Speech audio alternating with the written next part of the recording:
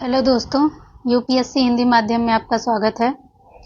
आज हम देखने वाले हैं एनसीईआरटी 6 क्लास की हिस्ट्री की अध्याय नंबर 3 आरंभिक नगर के बारे में, जिसमें सबसे इम्पोर्टेंट ये चैप्टर है हड़प्पा सभ्यता। इंडस वैली सिविलाइजेशन का सबसे पहले प्रमाण हड़प्पा में मिलता है। अक्सर पुरानी इमारत अपनी कहानी बताती हैं। लगभग 150 साल पहले जब पंजाब में पहली बार रेलवे लाइन बिछाई जा रही थी, तो उस काम में जुटे इंजीनियरों को अचानक हड़प्पा पूरा स्थल मिला। कैसे मिला, आगे देखेंगे। जो आधुनिक पाकिस्तान में है। कहाँ पे है हड़प्पा? कहाँ है? अभी फिलहाल पाकिस्तान में है। उन्होंने सोचा कि यह एक ऐसा खंडहर है जहाँ से अच्छी ईंटें मिलेगी। यह सोचकर वे हड़प्पा के खंडहरों से हजारों ईंटें उखाड़ ले गए, जिसे उन्होंने रेलवे लाइनें बिछाई। इससे कई इमारतें पूरी तरह नष्ट हो गई। उसके बाद लगभग 80 साल पहले पुरातत्वविदों ने इस स्थल को ढूंढा और तब पता चला कि यह खंडहर उपमहाद्वीप के सबसे पुराने शहरों में से एक है। चूंकि इस नगर की खोज सबसे पहले हुई थी, इसलिए बाद में मिलने वाले इस तरह के सभी पुरास्थलों में जो इमारतें और चीजें मिली, उन्हें हड़प्पा सभ्यता की इमारतें कहा गया। इन शहरों का निर्माण लगभग 4700 साल पहले हुआ था। हड़प्पा सभ्यता यानी पहला खोज इंडस वैली सिविलाइजेशन, सिंधु घाटी सभ्यता की खोज सबसे पहले कहाँ पे मिला? हड़प्पा में मिला। और हड़प्पा के बाद फिर आपका देखिए चनूदड़ो, आपका हड़प्पा के बाद बनवाली, कालीबंगा, चनूदड़ो, लोथल और मोहनजोदड़ो जो पाकिस्तान में है। चनूदड़ो, मोहनजोदड़ो ये सब पाकिस्तान में है। हड़प्पा पाकिस्तान में है। अभी इसको मैपिंग के माध्यम देखते हैं। हड़प्पा त्रिभुज नुमा है। देखिए यहाँ पर मांडा है, मांडा से लेकर आलमगीरपुर, फिर दैमाबाद और यहाँ सुतका गेंडोर, यहाँ से ये हड़प्पा कालीन स्थल है। त्रिभुज में ये हड़प्पा के स्थल है। ये क्वेश्चन आ चुका है कई बार। इसको हम क्वेश्चन आगे देखेंगे कि क्वेश्चन किस तरह से यूपीएससी में पूछा गया है। इन नगरों की विशेषता क्या थी? इन नगरों में से कई को 2 या उससे ज्यादा हिस्सों में विभाजित किया गया था। प्रायः पश्चिमी भाग छोटा था लेकिन ऊंचाई पर बना था। पश्चिमी भाग क्या था?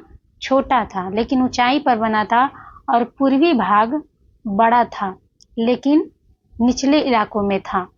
ऊंचाई वाले भाग को पुरातत्वविदों ने दुर्ग कहा। ऊंचाई वाले भाग को दुर्ग कहा गया और निचले वाले हिस्सों को निचला शहर कहा गया। दोनों हिस्सों की चारदीवारियां पक्की ईंटों की बनाई गई थी। बहुत इंपॉर्टेंट है, पक्की ईंटों की बनाई गई थी। इसकी ईंटें इतनी अच्छी पकी थी कि हजारों सालों बाद आज तक उनकी दीवारें खड़ी रहीं।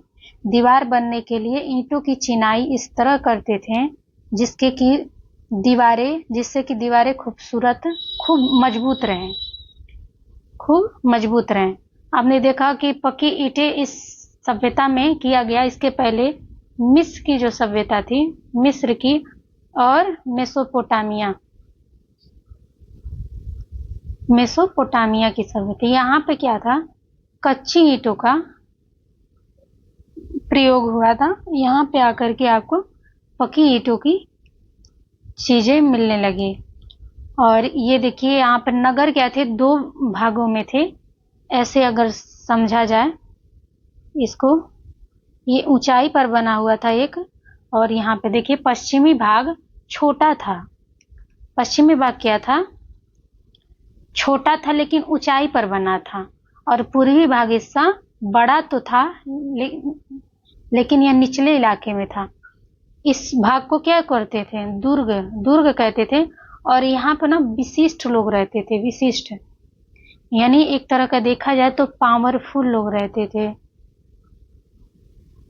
पावरफुल लोग यहाँ पे रहते। और यहाँ पे निचले वाले हिस्से में सामान्य लोग रहते थे, यानी यहाँ पे आम जनता रहती थी, आम लोग रहते थे यहाँ पे इस भाग में। आगे देखते हैं, कुछ नगरों के नगर दुर्ग में कुछ खास इमारतें बनाई गई थी। मिसाल के तौर पर मोहनजोदड़ो में खास तालाब बनाया गया था। देखिए यहाँ पे जो विशिष्ट लोग रहते थे, ये जो उछला था, यहाँ पे अगर एग्जाम्पल दिया जाए तो कौन था? मोहनजोदड़ो थे। मोहनजोदड़ो था, जिसमें इसमें क्या था? एक स्विमिंग पूल भी था। स्विमिंग पूल था जिसको पुरातत्वविदों ने इसे महान स्नानागार नाम दिया। स्नानागार, महान स्नानागार कहा। कुछ नगर दुर्ग में कुछ खास इमारतें बनाई गई थी। विशाल के तौर पर मोहनजोदड़ो में खास तालाब बनाया गया था, जिसे पुरातत्वविदों ने महान स्नानागार कहा। इस तालाब को बनाने में ईंट और प्लास्टर का इस्तेमाल किया गया था। इसमें पानी का रिसाव रोकने के लिए प्लास्टर के ऊपर चारकोल की परत चढ़ाई गई थी। इस सरोवर में दो तरफ से उतरने के लिए सीढ़ियां बनाई गई थी और चारों ओर कमरे बनाए गए थे। जैसे ये था, मान लीजिए तालाब था, यहाँ से क्या था? सीढ़ियां बनाई गई थी और यहाँ से सीढ़ियां बनाई गई थी, और इसके जो किनारे किनारे थे ये रूम वगैरह थे, कमरे थे इधर। इसमें भरने के लिए पानी कुएं से निकाला जाता था। इस हौज में, तालाब में भरने के लिए पानी क्या था? कुएं से निकाला जाता था। उपयोग के बाद इसे खाली कर दिया जाता था। शायद यहाँ विशिष्ट नागरिक विशेष अवसरों पर स्नान किया करते थे। अब आगे देखते हैं, ध्यान दीजिएगा। कलिबंगा और लोथल जैसे अन्य नगरों में अग्निकुंड के साक्ष्य मिले। कहाँ पे? कलिबंगा और लोथल क्या मिले? अग्निकुंड के साक्ष्य मिले थे। अग्निकुंड के साक्ष्य मिले। ये देखिए यहाँ पे है आपका कलिबंगा और ये लोथल है, जहाँ पे अग्निकुंड के साक्ष्य मिले। ये धौलावीरा 3 बार यूपीएससी में आ चुका है। यूपीएससी में आ चुका है धौलावीरा से क्वेश्चन। आगे देखेंगे हम। ये हड़प्पा है जो रावी नदी के किनारे है। ये मोहनजोदड़ो है जो सिंधु नदी के किनारे है। आगे देखते हैं, ये देखिए महान स्नानागार है ये, जहाँ पे ये सीढ़ियां बनी हुई है और ये रूम्स वगैरह हैं। भवन, नाले और सड़कें। यहाँ का भवन मंजिले और 2 मंजिले हुआ करते थे। ये भवन और नाले क्या थी? नाले बहुत अच्छी से बनी हुई थी। ये इसके ऊपर क्या था कि नाले ढके हुए हुआ करते थे और एक मेन होल बनाया जाता था ताकि साफ सफाई आराम से किया जा सके। और यहाँ की सड़कें जो थी ग्रिड मेथड पर थी, ग्रिड पद्धति थी। रास्ते क्या था? समकोण पर काटते थे। यहाँ की सड़कें जो थी समकोण, जैसे ऐसे करके थी, ऐसे थी, ऐसे इस तरह की ये घर बना हुआ करते थे और रास्ते क्या थे? समकोण पर काटती थी। देखते हैं, इन नगरों के घर आमतौर पर 1 या 2 मंजिले होते थे। 1 या 2 मंजिले होते थे। घर के आंगन के चारों ओर कमरे बनाए जाते थे। अधिकांश घरों में एक अलग स्नानघर होता था और कुछ घरों में कुएं भी होते थे। कई नगरों में ढके हुए नाले थे। इन्हें सावधानी से सीधी लाइन में बनाया जाता था। हर नाले में हल्की ढलान होती थी ताकि पानी आसानी से बह सके। अक्सर घरों की नालियों को सड़कों की नालियों से जोड़ दिया जाता था, जो बाद में बड़े नालों में मिल जाती थी। नालों के ढके होने के कारण इनमें जगह जगह मेन होल बनाए गए थे, जिनके जरिए इनकी देखभाल और सफाई की जा सके। घर, नालों और सड़कों का निर्माण योजनाबद्ध तरीके से एक साथ ही किया गया था। ये देखते हैं, एक क्वेश्चन देख लेते हैं कि कौन सा हड़प्पा स्थल नहीं है। कौन सा नहीं है? चंदुदड़ो है, कोटदीजी है, देसलपुर है, सोहगौरा नहीं है, तो ऑप्शन ये सही हो गया। सोहगौरा आपका यूपी में है। सोहगौरा कहाँ है? यूपी में है, गोरखपुर में, गोरखपुर जिला में। ये देखिए यहाँ पे है आपका, ये है सोहगौरा, ये यूपी के गोरखपुर जिला में है। और हमारा क्या है? हड़प्पा स्थल नहीं है, क्योंकि ऊपर की गोरखपुर जिला में हड़प्पा स्थल हमारा कहाँ से कहाँ तक है अभी हमने देखा यहाँ पर मैप में। ये देखिए, ये मांडा है और यहाँ आलमगीरपुर है और ये दैमाबाद है महाराष्ट्र। यहाँ से ऐसे करके है, ज्यादातर हमारा पाकिस्तान में पड़ता है। ये हमारा बनवाली, ये कलीबंगा, बनवाली, राखीगढ़ी, रंगपुर, लोथल, सुरकोटदा, धौला, ये सब अपने इंडिया में है। वही चनोदड़ो, मोहनजोदड़ो, ये सब आपका पाकिस्तान में पड़ता है। सूतकागेडोर पाकिस्तान में पड़ता है। तो आगे देखते हैं, क्वेश्चन देख लिए। नगरीय जीवन, हड़प्पा के नगरों में बड़ी हलचल रहा करती होगी। यहाँ पर ऐसे लोग रहते होंगे जो नगर की खास इमारतें बनाने की योजना में जुटे रहते थे। ये संभवतः यहाँ के शासक थे। यह भी संभव है कि ये शासक लोगों को भेजकर दूर दराज से धातु, बहुमूल्य पत्थर और अन्य उपयोगी चीजें मंगवाते थे। दूर दराज यानी इंटर स्टेट आपका मतलब आयात निर्यात भी होता रहा होगा उस टाइम। शायद शासक लोग खूबसूरत मनकों तथा सोने चांदी से बने आभूषणों जैसी कीमती चीजों को अपने पास रखते होंगे। इन नगरों में लिपिक होते थे जो मुहरों पर लिखते ही थे और शायद अन्य चीजों पर भी लिखते होंगे जो बच नहीं पाई। इसके अलावा नगरों में शिल्पकार स्त्री पुरुष भी रहते थे। इसके अलावा नगरों में शिल्पकार स्त्री पुरुष भी रहते थे जो अपने घरों या किसी उद्योग स्थल पर तरह तरह की चीजें बनाते होंगे। लोग लंबी यात्राएं भी करते थे और वहां से उपयोगी वस्तुएं लाते थे और साथ ही लाते थे सुदूर देशों की किस्से कहानियां। साथ और क्या लाते थे? उपयोगी जो वस्तुएं होती थी वो लाते थे, यात्रा करते थे और साथ ही ये किस्से कहानियां लाते थे। मिट्टी से बने कई खिलौने भी मिलते हैं जिनसे बच्चे खेलते होंगे। ये देखिए, सबसे ऊपर मोहनजोदड़ो की एक सड़क और उसमें बना नाला है। ऊपर एक कुआं है और ये देखिए नाला है मोहनजोदड़ो की। बाई और नीचे हड़प्पा की एक मुहर है। यहाँ पे देखिए मुहर है, इसके ऊपर एक चिन्ह है, खास लिपि में है। ये चिन्ह है जो आज तक पढ़ा नहीं गया। पढ़ने की कोशिश किया गया, पढ़ा नहीं गया है, अभी तक पढ़ नहीं पाए हैं। इस मुहर के ऊपर चिन्ह खास लिपि में है। उपमहाद्वीप में पाए गए लेखन का यह प्राचीनतम उदाहरण है। विद्वानों ने इसे पढ़ने की कोशिश की है लेकिन अभी तक यह पता नहीं चल पाया है कि इसका अर्थ क्या है। दाई और पक्की मिट्टी के खिलौने, ये देखिए पक्की मिट्टी के खिलौने हैं ये सब। नगर और नए शिल्प, आओ अब कुछ ऐसी चीजों के बारे में अध्ययन करें जो हड़प्पा के नगरों से प्राप्त हुई। पुरातत्वविदों को जो चीजें वहां मिली उनमें अधिकतर क्या थे? पुरातत्व पत्थर, शंख, तांबे, कांसे, लोहे, सोने, चांदी। लोहे नहीं है। क्या क्या मिले थे? पत्थर मिले पुरातत्वविदों को वहां से, हड़प्पा से। कहां से? हड़प्पा से पत्थर मिले और शंख, तांबे। यहां से क्वेश्चन बहुत आते हैं। कांसे अभी दिखाएंगे कैसे आते हैं, किस तरह के कांसे, सोने और चांदी। यहां से ध्यान रखिएगा, यूपीएससी में पूछा था एक बार। लोहे के साक्ष्य यहां नहीं मिले थे, लोहे का साक्ष्य नहीं मिला था।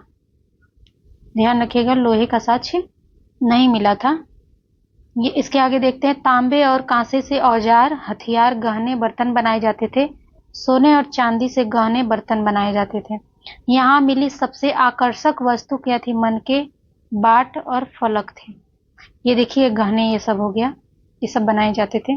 हड़प्पा सभ्यता के लोग पत्थर की मुहरें बनाते थे। इन आयताकार मुहरों का सामान्यतः जानवरों के चित्र मिलते हैं। हड़प्पा सभ्यता लोग काले रंग के डिजाइन किए हुए खूबसूरत लाल मिट्टी के बर्तन बनाते हैं। संभवतः 7000 साल पहले मेहरगढ़ में कपास की खेती होती थी। यानी कपास के अवशेष कहाँ मिले? मेहरगढ़ में। मोहनजोदड़ो से कपड़े के टुकड़े के अवशेष, चांदी के एक फूलदान के ढक्कन तथा कुछ अन्य तांबे की वस्तुओं से चिपके हुए मिले। कहाँ पर? मोहनजोदड़ो।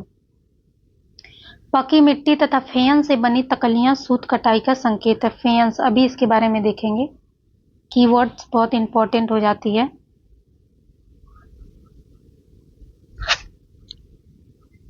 आगे देखते हैं, ये क्वेश्चन एक बार देखेंगे,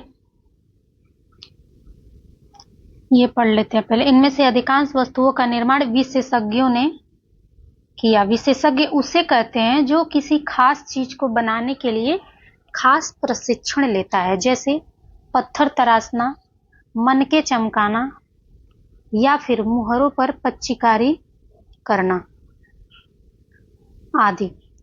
हर व्यक्ति विशेषज्ञ नहीं हो सकता। हमें यह पता नहीं है कि क्या सिर्फ पुरुष ही ऐसे कामों में प्रशिक्षण हासिल करते थे या फिर केवल महिलाएं। शायद कुछ महिलाएं और कुछ पुरुष दोनों ही इस काम में दक्ष थे। अभी हमने यहाँ पर पढ़ा था लिपिक के बारे में।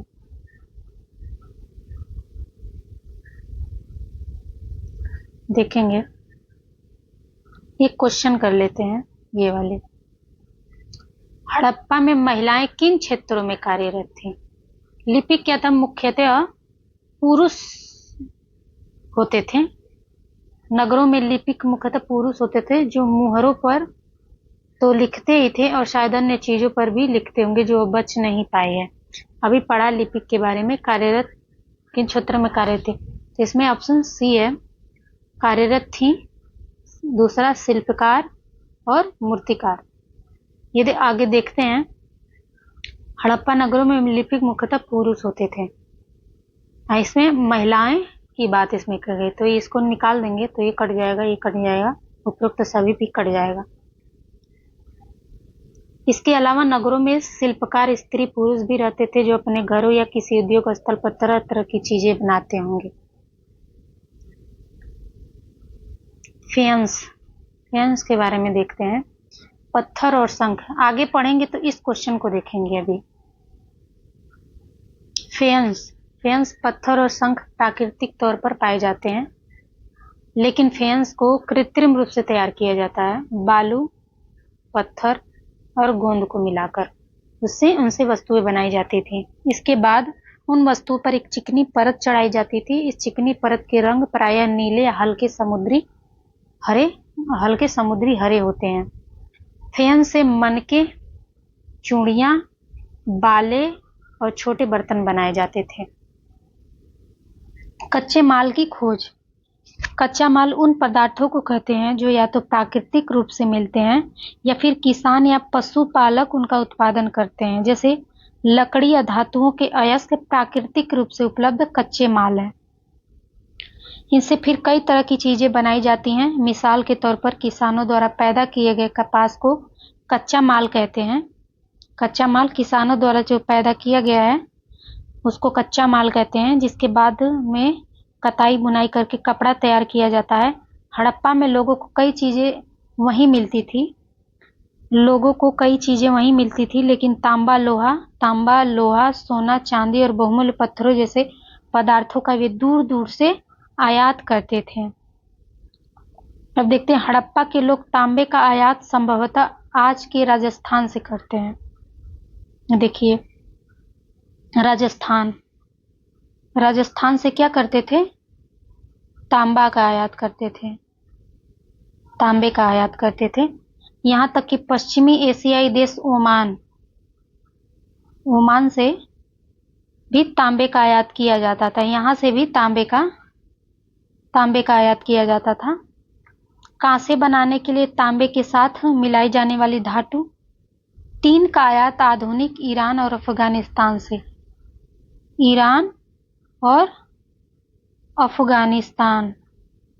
अफगानिस्तान से क्या किया जाता था? टीन का आयात किया जाता था। सोने का आयात आधुनिक कर्नाटक, जो कोलार क्षेत्र है, वहां से आयात किया जाता था।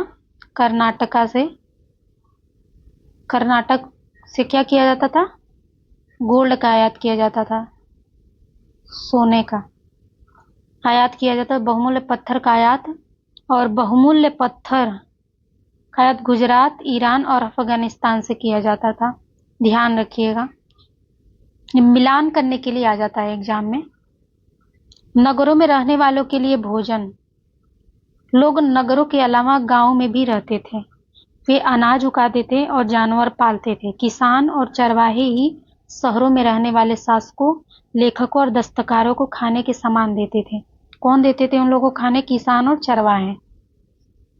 पौधों के अवशेषों से पता चलता है कि हड़प्पा के लोग गेहूं, ध्यान रखिएगा कि गेहूं, जौ, दालें, मटर, धान, तिल और सरसों उगाते थे। क्या इतनी सारी चीजें उगाते थे।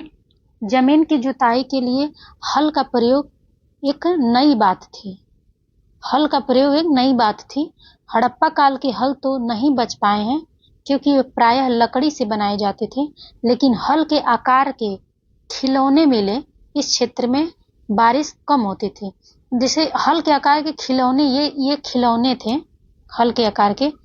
तो खिलौने तभी मिले होंगे जब इसका बड़ा रूप होगा, इसका उपयोग होता होगा। जैसे आज के समय में हम लोग, बच्चे लोग क्या करते हैं, जहाज का खिलौना मिलता है ना, बच्चे खेलते हैं, यानी जहाज का उपयोग है तभी तो, जहाज है तभी तो बच्चे के खिलौने बन गए यहाँ पे। ये जैसे ये बैलगाड़ी, ये खिलौना है एक, यानी ये बड़ा रूप में भी तो इसका प्रयोग होता रहा होगा, खिलौना है तो यही है। इस क्षेत्र में बारिश कम होती थी, इसलिए सिंचाई के लिए लोगों ने कुछ तरीके अपनाए हुए। संभवतः पानी का संचय किया जाता होगा और जरूरत पड़ने पर उससे फसलों की सिंचाई की जाती होगी। हड़प्पा के लोग गाय, भैंस, क्या करते, गाय, भैंस, भेड़, बकरी पालते थे। ध्यान रखिएगा, घोड़े के साक्ष्य नहीं मिले थे। ये एक बार यूपीएससी में पूछा था और अन्य एग्जाम में भी पूछा है, स्टेट पीसीएस में भी पूछा है। ये घोड़े के साक्ष्य नहीं मिले थे। लेकिन सूखे महीनों में मवेशियों के झुंड को चारा पानी की तलाश में दूर दूर तक ले जाया जाता था। वे बेर जैसे फलों को इकट्ठा करते थे, मछलियां पकड़ते थे और हिरण जैसे जानवरों का शिकार भी करते थे। एक क्वेश्चन देख लेते हैं यहाँ पे। निम्नलिखित में से कौन सा प्राचीन नगर अपने उन्नत जल संचयन और प्रबंधन प्रणाली के लिए सुप्रसिद्ध है, जहां बांधों की श्रृंखला का निर्माण किया गया था और संबद्ध जलाशयों में नहर के माध्यम से जल को प्रवाहित किया जाता था? कौन है? धौलावीरा है।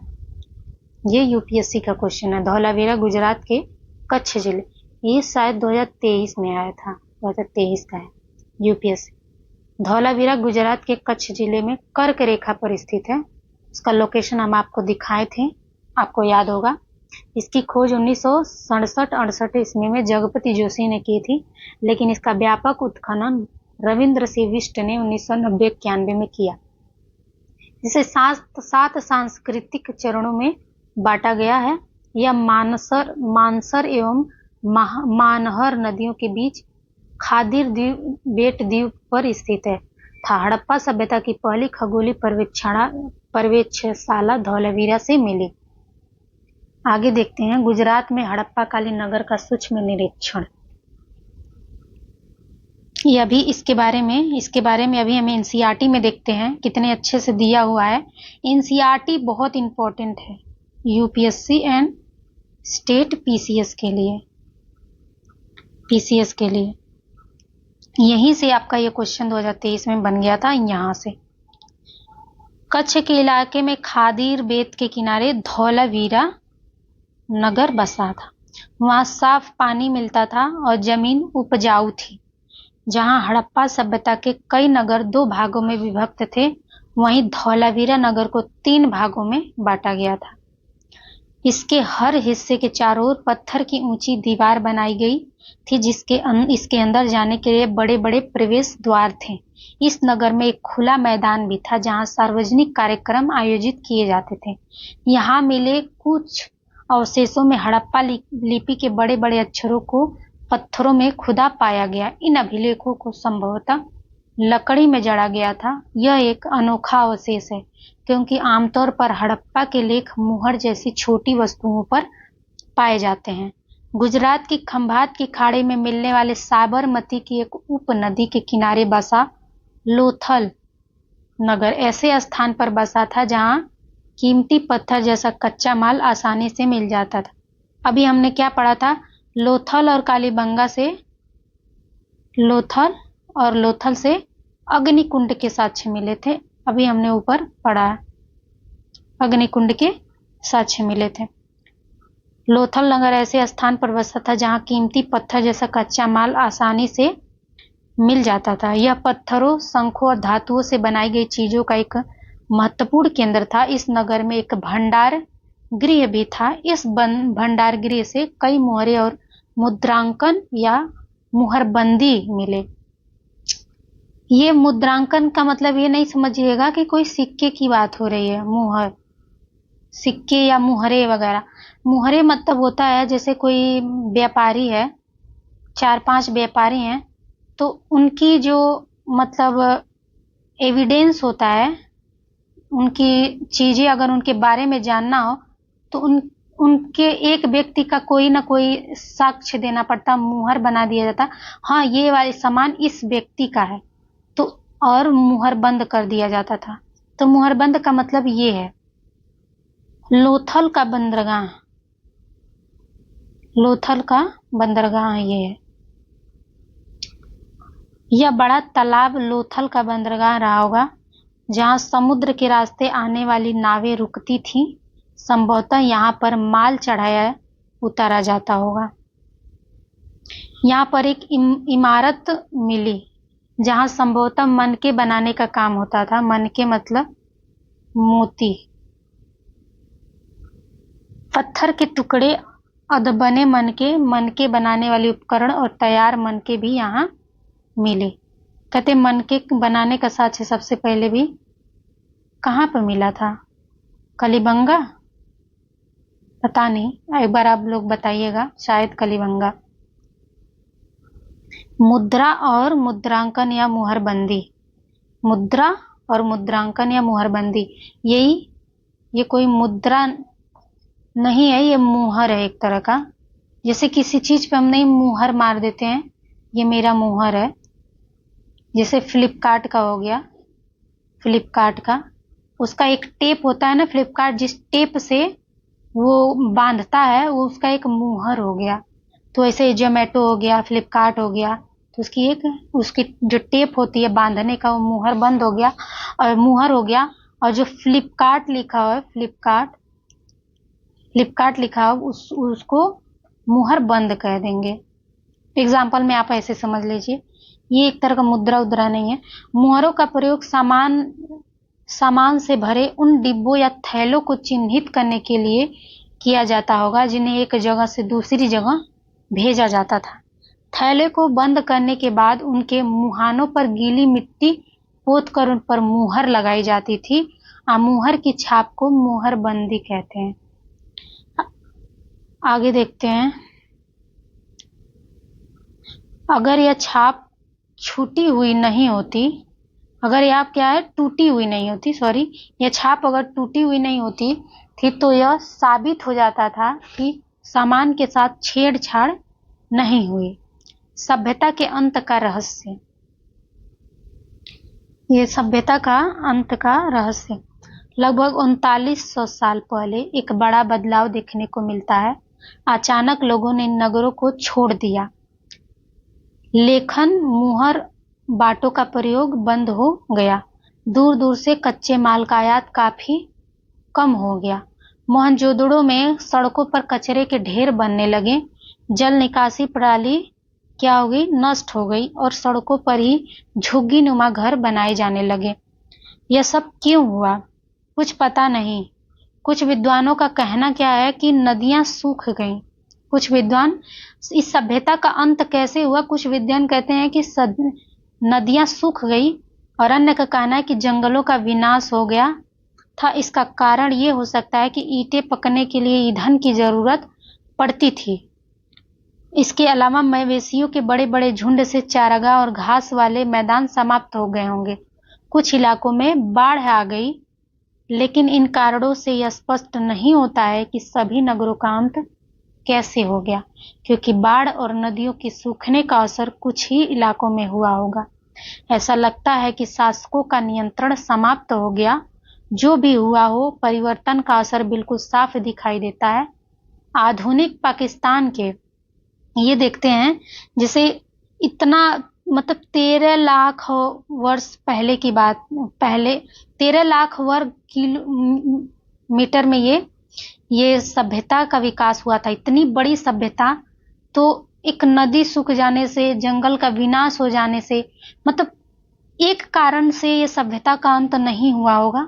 इसके कई कारण रहे होंगे सभ्यता का अंत होने से।